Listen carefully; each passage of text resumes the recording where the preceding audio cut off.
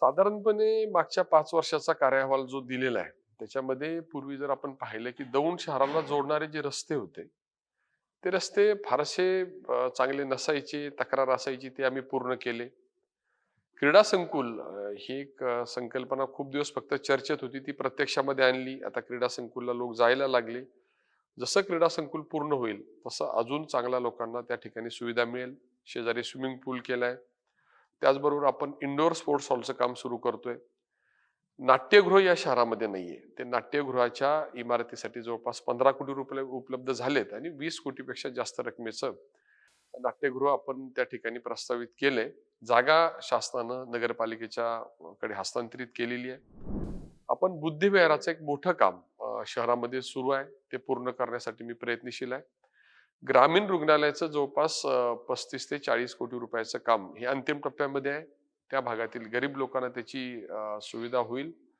आपण बस स्टँडचं सुद्धा नूतनीकरणाचं जवळपास 10 कोटीचं काम हाती घेण्यासंदर्भातल्या सूचना मी एस टी महामंडळाला सार्वजनिक उपक्रम समितीचा प्रमुख म्हणून केलेले आहेत. त्यांनी त्याची अंदाजपत्रकं तयार केलेली आहेत. ते काम सुरू होत आहे. परंतु पिकअप स्टँडचं काम, जी शहरातील मागणी होती, ती पिकअप स्टँडचं काम आता पूर्ण होऊन लोकांच्या सेवेमध्ये आलेलं आहे. छत्रपती शिवाजी महाराजांचा पुतळा असेल, भारतरत्न बाबासाहेब आंबेडकरांचा पुतळा असेल, याची कामे आमची प्रगतीपथावर आहे. स्वातंत्र्यवीर सावरकरांच्या स्मारकाचं काम त्या ठिकाणी आपण निधी दिलेला आहे. अ, अ, महात्मा ज्योतिबा फुलेंच्या पुतळ्यासाठी आपण वेगळा निधी दिलेला आहे.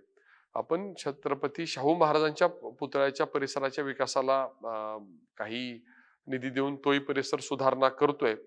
आणि त्याच्यासह पूर्वी आपण कुरकुंबोरी याचं काम पूर्ण केलं. त्याच्यामध्ये आमचं महत्वाचं योगदान होतं, कारण की शेवटचे 11.5 कोटी माननीय मुख्यमंत्र्यांनी दिल्यामुळेच ते काम पूर्ण होऊ शकलं. त्याचबरोबर सगळ्या समाजाच्या स्मशानभूमी, दफनभूमी चांगल्या करण्याचा आमचा प्रयत्न आहे. नदीचं सुशोभीकरण करण्याची सुरुवात आम्ही केलेली आहे. त्याला निधी दिलेला आहे. शहरामध्ये गार्डन नाही, त्याला वेगळा निधी दिलेला आहे.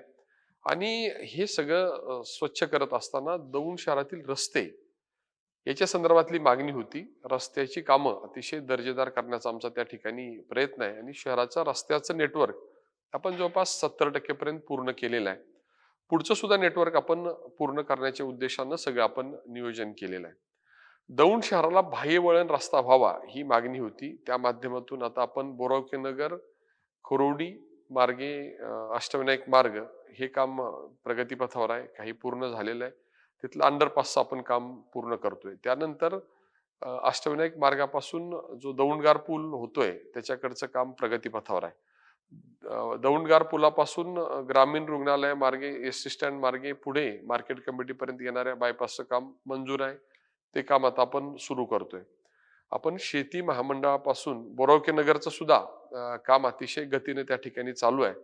आणि अशा प्रकारे जवळपास बाह्यवळण करत असताना दौंड शहरामध्ये जी अनावश्यक वाहतूक येते ती बायपास करण्यासंदर्भामध्ये आपण पहिला बायपास जो करतोय तो शिरापूरवरूनच वाहनं खडकीला जावी आणि देऊळगाव राज्यवरून वाहनं ही रावणगावला जावी, अशा प्रकारची व्यवस्था त्या ठिकाणी करतोय. बोरीबेलचं अंडरपासचं काम मंजूर आहे. ते लवकर सुरू करून ती सुविधा मजबूत करून दौंडच्या परिसराचं नेटवर्क आपण अतिशय रस्त्यांचं चांगलं करतोय. त्याच्या पुढे जाऊन दौंडमध्ये प्रशासकीय व्यवस्था चं मजबूतीकरण करण्याचा आम्ही प्रयत्न केला. त्याच्यामध्ये प्रांत कार्यालय सुरुवातीला बारामतीला, नंतर पुरंदरला गेलं होतं, ते आपण दौंडला आणलं. त्याच्या इमारतीचं काम सुरू आहे. पंचायत समितीची इमारत चांगली व्हावी असा आमची सगळ्यांची मागणी होती. 25 कोटीपेक्षा जास्त रकमेचे इमारतीचं काम आपण त्या ठिकाणी प्रस्तावित केले. त्यापैकी पहिला टप्पा 13.5 कोटी रुपयाचा मंजूरही झालाय. ते काम लवकर करून शहरामध्ये एक उत्तम पंचायत समितीची इमारत आपण करतोय. दौंडला डीवायएसपी बसतात, परंतु त्यांचीच इमारत बेकायदेशीर जागेत होती. त्यामुळे ती अतिशय दर्जेदार इमारत आपण करतोय. त्याच्या शेजारी प्रांत कार्यालय जे सुरू केलंय त्याच्या स्वतंत्र इमारतीचं काम आपण सुरू करतोय. आपण त्या भागामध्ये जिल्हा न्यायालय सुरू करावं अशी मागणी होती. आपण त्या ठिकाणी सीनियर डिव्हिजन ऑलरेडी सुरू केलंय आणि आपण सेशन्स कोर्टच्या साठी आवश्यक ते इमारतीचं काम आपण सुरू केलेलं आहे. ते काम पूर्ण होऊन एवढ्या 6 महिन्यामध्ये ते सुद्धा सेशन्स कोर्ट दौंडमध्ये सुरू करण्याचा आमचा प्रयत्न आहे. एस-आर-पी मध्ये आपण खूप चांगलं काम केलं. त्या भागातील रस्ते, कर्मचाऱ्यांसाठी निवासस्थानं, जुनी निवासस्थानं दुरुस्त करणे, असे वेगवेगळे कामं करत असताना त्या भागातल्या जिम्स पासून तर पीटीएस, आरपीटीएसच्या वेगवेगळ्या व्यवस्था आपण मार्गी लावल्या आणि आता आपण गट क्रमांक 7 आणि गट क्रमांक 5 हेडक्वार्टरशी सुद्धा कामं सुरू केलेली आहेत. त्या भागामध्ये एक चांगलं एसआरपी साठीचं रुग्णालय सुद्धा आपण करतोय. शहराच्या विकासाच्या वाटचालीमध्ये अतिशय महत्वाचे जे काही विषय आहेत त्याच्यामध्ये गुन्हेगारीकरण जे शहरामध्ये होतं त्याच्यामध्ये नियंत्रण करण्यामध्ये आम्ही यश मिळवतोय. आता सीसीटीव्ही शहरामध्ये सगळीकडे बसून त्या सगळ्या घडामोडीवर बारीक लक्ष ठेवण्याचा प्रयत्न आमचा आहे. कचऱ्याची व्यवस्था ही तात्पुरत्या स्वरूपामध्ये मार्गी लागली असली तरी त्याच्यामध्ये बऱ्याचशा त्रुटी आहेत.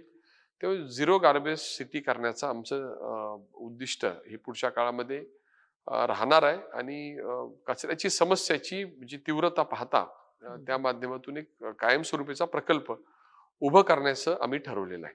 दौंडच्या विकासाच्या वाटचालीमध्ये दौंड हरित करण्याचा आमचा प्रयत्न राहील. वृक्षारोपणाचा एक वेगळा कार्यक्रम आम्ही हाती घेऊ आणि विशेषतः वेगवेगळे जे चौक आहेत त्या चौकांचं सुशोभीकरण सुद्धा करण्याचा आम्ही निश्चय केलेला आहे. दौंड नगरपालिकेची स्वतःची अशी छोटीशी इमारत आहे.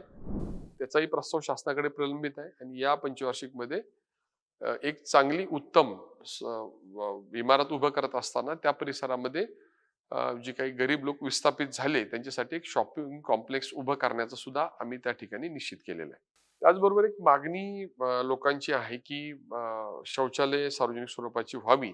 तर पहिलं स्वच्छतागृह हे एस टी स्टँडच्या परिसरामध्ये आम्ही सुरू केले. 2 स्वच्छतागृहासाठी निधी उपलब्ध आहे. जागेसंदर्भातलं थोडं लांबल्यामुळे जरी राहिलं असलं तरी या पुढच्या 6 महिन्यामध्ये स्वच्छतागृह सुद्धा त्या परिसरामध्ये सार्वजनिक स्वरूपाची करण्यासंदर्भातली आम्ही प्रक्रिया पुढे नेलेली आहे. आणि सगळ्यात एक मोठा कार्यक्रम आम्ही नियोजित केलेला आहे. नदीच्या भोवती जी झोपडपट्टी आहे त्या झोपडपट्टीचं पुनर्वसन करण्यासंदर्भातली नगरपालिकेला करण्यासंदर्भातल्या सूचना मी सीओ साहेबांना दिल्या होत्या आणि त्या संदर्भामध्ये सुद्धा आम्ही व्यवस्थित प्रस्ताव तयार करून ह्या झोपडपट्टींचं निर्मूलन कसं करता येईल याचा विचार करतोय. आणि अशा प्रकारे शहराच्या विकासाच्या वाटचालीमध्ये वेगवेगळं योगदान आम्ही सगळ्या भागामध्ये देण्याचा प्रयत्न केलेला आहे आणि त्या माध्यमातून निश्चितपणे आम्ही ह्या सगळ्या कामांच्यामुळेच आम्ही एक चांगलं काम केलंय. आम्हाला सहकार्य करा. आमच्या विचाराच्या नगराध्यक्ष आणि नगरसेवकांना निवडून द्या. जेणेकरून केंद्राचं आणि राज्याचं बळ हे शहराच्या पाठीशी उभं करता येईल आणि या कारणामुळेच आम्ही या सगळ्या कार्याहवालासह लोकांना च्या समोर जातोय आणि त्या माध्यमातून सगळ्या समाजातील घटकांना बरोबरच घेऊन ही निवडणूक पार पाडण्याचा आमचा प्रयत्न आहे.